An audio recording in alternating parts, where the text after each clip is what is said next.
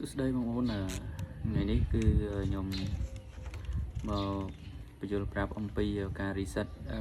Wi-Fi អញ្ចឹងយើងទៅ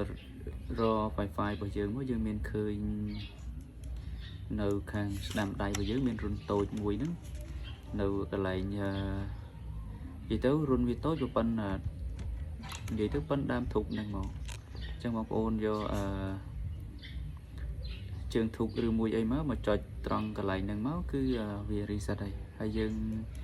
reset ទៅយើងឃើញចេញពណ៌ជាច្រើននៅដោយសារខ្ញុំពិបាកកាន់ខ្ញុំថតតែម្នាក់ឯងអញ្ចឹងខ្ញុំអត់បានឲ្យឃើញកន្លែងហ្នឹងទេអញ្ចឹងណាហើយបងប្អូន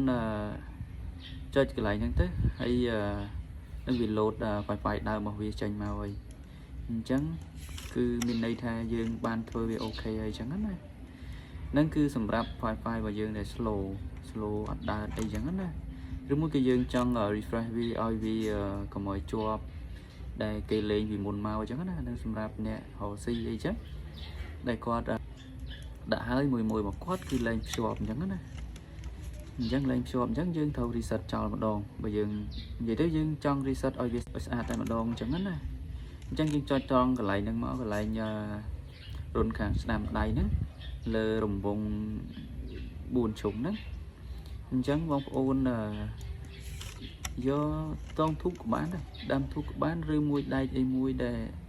តូចចុចវាចកត់ឲ្យយូរតិចទៅឲ្យវាលោតចេញពណ៌ច្រើនអញ្ចឹងទៅហើយវាលោតចូល Wi-Fi ដើមរបស់វាហើយ original ហើយនៅបងប្អូនខ្ញុំមានតែប៉ុណ្្នឹងទេប្រាប់បងប្អូនអញ្ចឹងណាអាហ្នឹងគឺ reset បានជោគជ័យបាទអរគុណច្រើន